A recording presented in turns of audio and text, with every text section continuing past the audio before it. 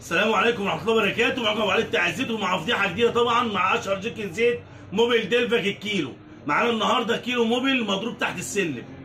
خلاص كيلو الموبيل دوت. بص بدايه كده ادي عبوه المضروبه، يعني ضريب رديء قوي يعني جميل.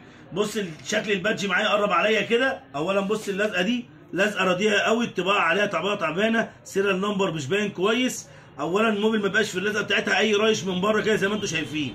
خلاص طبعا الراجل اللهم صل على النبي هو محترف في ضرب الباتش الكيو ار وضرب الكيو ار الصغير والكبير اللي على ظهر الجيركن. وعلى فكره ده الضرب ده كمان بيدخلك على الموقع، يعني احتراف مفيش بقى كده احتراف. تعالى بقى بص معايا على الفضيحه هنا. طبعا التكه باينه وكل الكلام اللي بنقول عليه. بص منظر اللزقه دي، بص منظر البرشامه هنا، بص منظر البرشامه. طبعا الريش ده كله انا بقول له حاول تعدل من نفسك وتحترف شويه، تحترف الضرب شويه. يعني الضرب ده كده المستوى ده مش مستوى عالي، مستواك لسه مبتدئ. خلاص بص البرشامه طبعا المفروض تشوف برشامه موبيل لما تيجي تفتحها بتلف معاك. بص البرشامه دي، بص البرشامه طبعا مفيش فتح، هو عاملها لك عشان ايه؟ انت تقوم جاي عامل كده وفاتحها كده. طبعا بقى انا والله العظيم ما شفت لون الزيت ايه. طبعا انا محضر لك معايا هنا حبه موبيل ديلفاك لونه احمر من جوه. ده الموبيل ديلفاك الاصلي.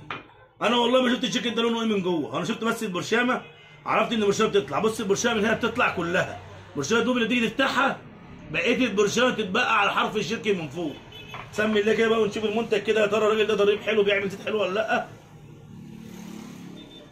ادي زيت المضروب، ادي موبيل المضروب. كميه الفقاعات دي ما ينفعش تبقى في زيت اصلي، الفقاعات دي تخرب الدنيا جوه المكنه. قول لي ليه؟ جوه البستم والشميز المفترض الزيت يبقى متساوي مع كل اللزوجه بتاعته حوالين البستم والشميز من جوه. لو في فقاعات جوه يعمل تسليخ في الشميز، ودي البلوه اللي بنقع فيها، ويجي له بعد كده يقلب الشمايز ويغير الشمايز. ادي موبيل الاصلي اتقل زيت في السوق المصري، موبيل الديلفاك بتاع المكن اللي الناس بيحطوه عشان مكانهم بياكل زيت. وادي زيت المضروب، واظن اللونين باينين قوي.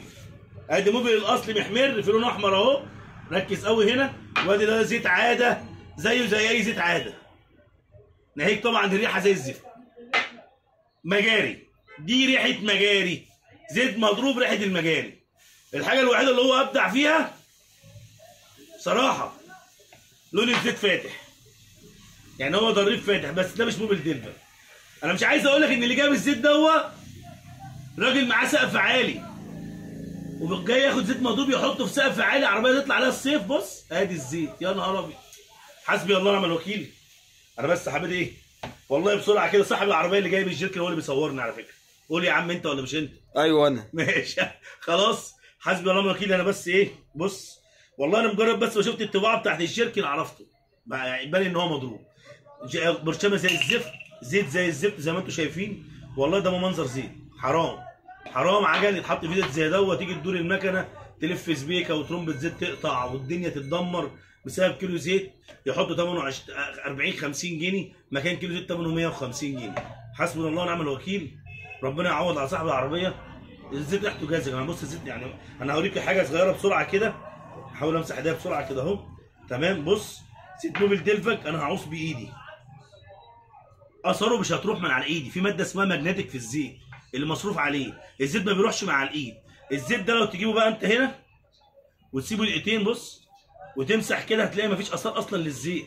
ده معناه ان ما بيقعدش على المعدن من جوه، وبالتالي المكن بيلف سبيكه ويروح في 60 داهيه. موبيل بص فرق ما مسحت هنا بايد، مسحت مسحه وهنا هتلاقي موبيل هنا عامل اثار لمع لسه زيت ما اتمسحش، مهما مسحت فيه ما اتمسحت. بص هنا مجرد ما ايدي مسحت او مشيت على الزيت ما عادش له اي اثار على الايد. فدي بلاوي اتقوا الله في الناس شويه. حسبي الله ونعم الوكيل. شكر الله سعيكم. نقفل الفيديو.